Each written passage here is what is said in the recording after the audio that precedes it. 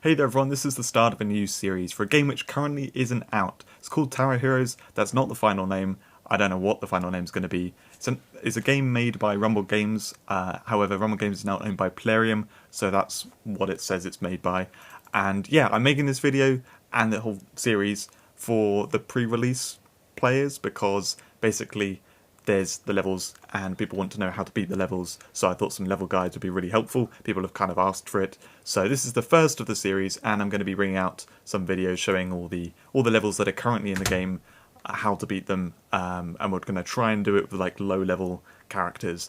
Some of the later levels I'll use stronger characters, but anyway, in this video we're going to go through the first 5 levels of Chapter 3 of the story. So the first level we're looking at is 3-1, and what you're looking at right now is the final screen of what you're building up to. And this level is pretty much a simple case of building up to this point. So on the left hand side you can see it's actually a single path that the enemies will take through, which is highlighted in green right now. And what you want is a defender there at the front.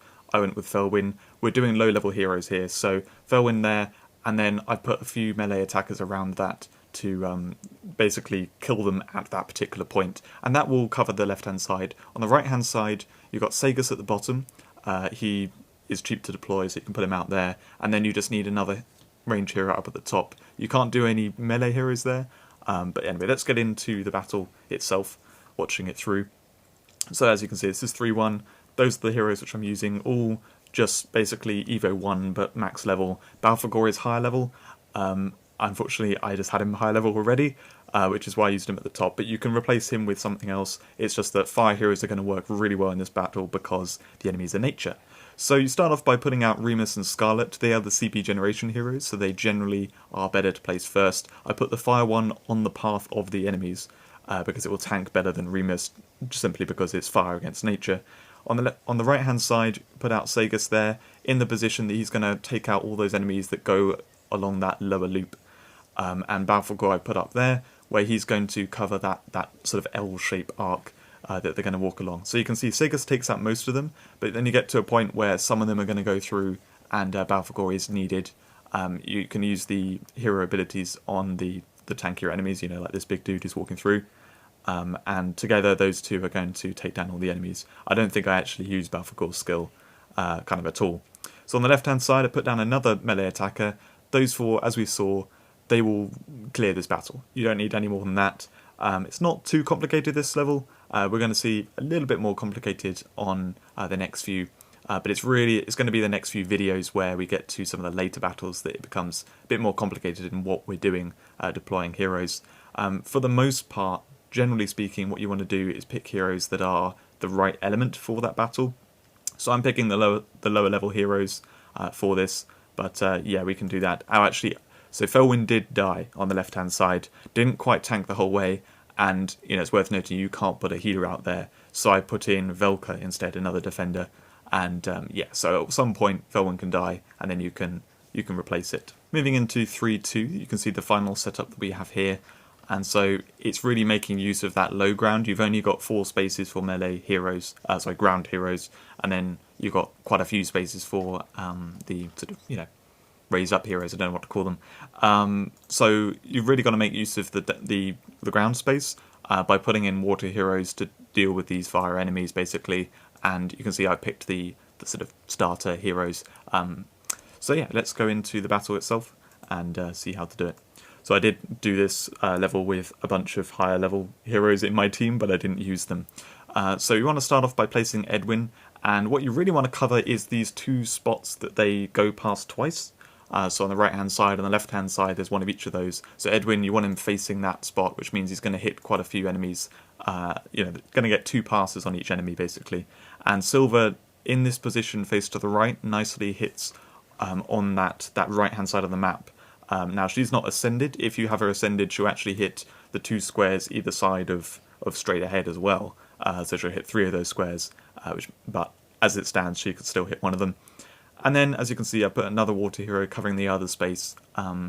The other 2 slots for melee heroes can't cover those spots which the enemies will cut past twice, so they're not quite as good.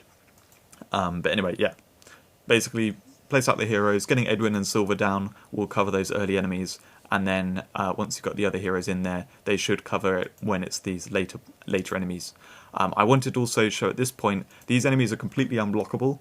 However, defender heroes will actually still attack them when they're on the square the defender hero is on.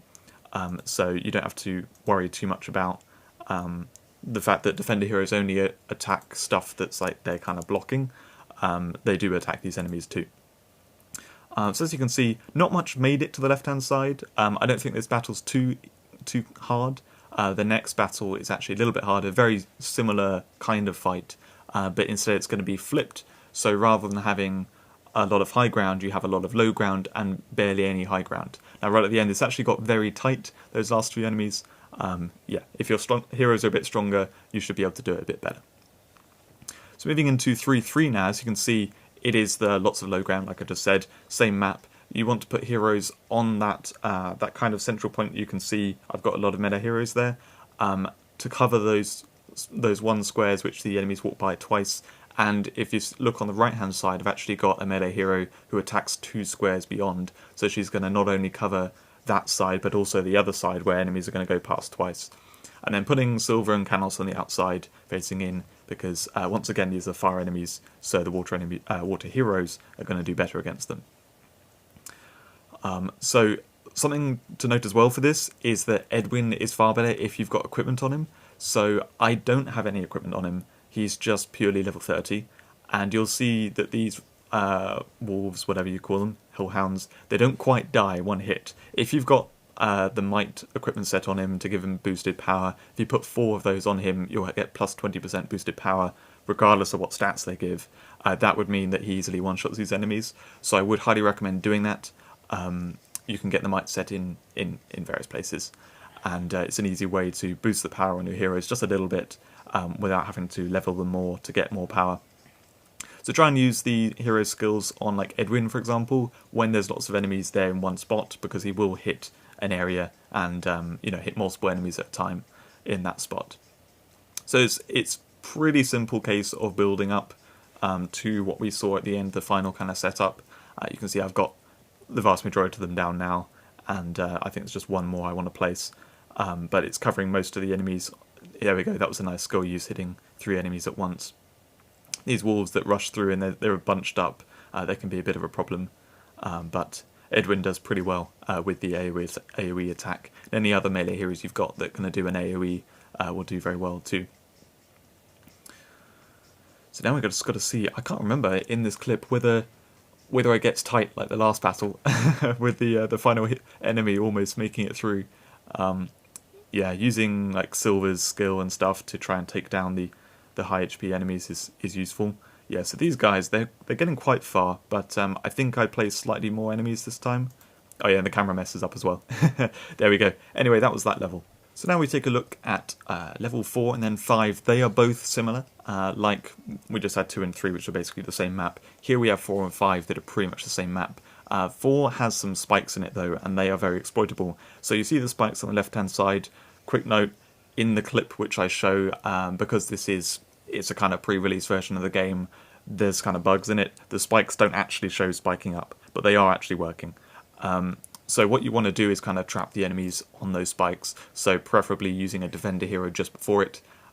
You can see the setup here I've got Velcro at the top there, she is a defender. At the bottom I don't have a defender, but that's because I needed to put something out there at the beginning, as you'll see.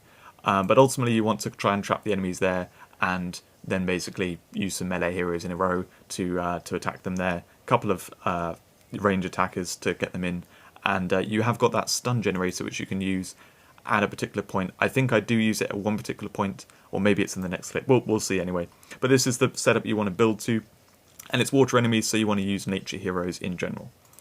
So these are the characters I used. I didn't deploy the high level heroes, it's just the newer, the early stuff that I used. So you want to start off with Remus. As I mentioned earlier on, he's the CP generator, so he's just going to be good in general. He has nature as well, which is good against these water enemies. So he takes down those enemies there, and then I saved up to deploy Velcro at the top, who is going to be good at just stopping the enemies at that point. So yes, that's the point where I use the stun generator. Remus only blocks one enemy, so they run past him really easily, and it's quite hard to build up enough CP to really deploy and take them down, it's easier to use the stun generator at that point. So if you want to time it to catch them, they get stuck on the spikes, and your heroes finish them off. So yeah, have the opportunity to put down some range attackers in that space there. Quite important to get Edwin down though, because like I said, Rumors only blocks one enemy, so it's good to have something on behind who Edwin actually blocks 2. So that means it's covering 3, just like the top is covering 3 with Velka. So now we built up to the point where we've got all the heroes down, so it's just basically a case of watching heroes finish off the enemies.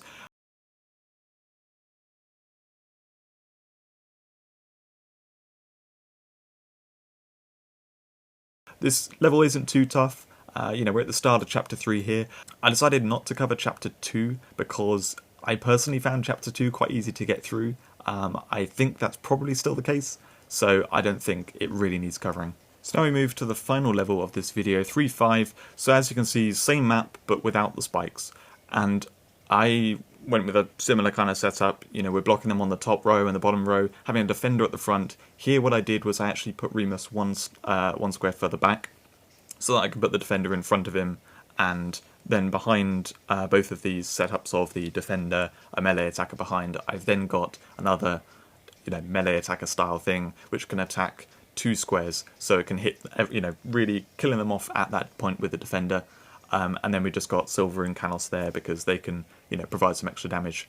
For some reason, I just want to say I didn't put a healer down. I don't know entirely why, but let's get to the battle itself. I think I kind of wanted to do it with as few hero deployments as possible. Everyone kind of has Umara at the beginning, I think, so I could have used her, and in hindsight should have used her. You can definitely use her, but this is the way I did it. So start off with Remus there. He takes down those enemies quite nicely, and then very similarly to previously, put Velka down. That's just the order which I found was good for these 2 levels. Remus at the bottom, Velka at the top.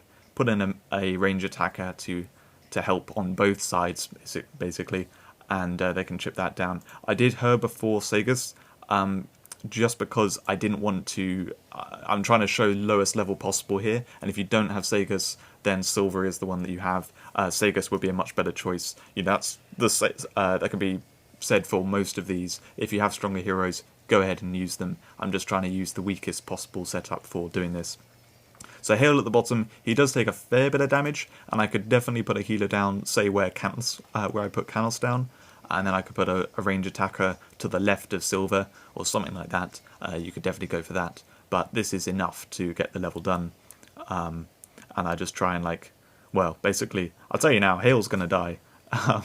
He's definitely not surviving this, but yeah, it's enough to do the level, so I kept it, and this is what we ended up with. So you get quite a few enemies at the end. You can stun them to help take them down more easily. And yeah, I was hoping I could keep Hale alive this way, using that stun generator. Didn't quite work, but there we go.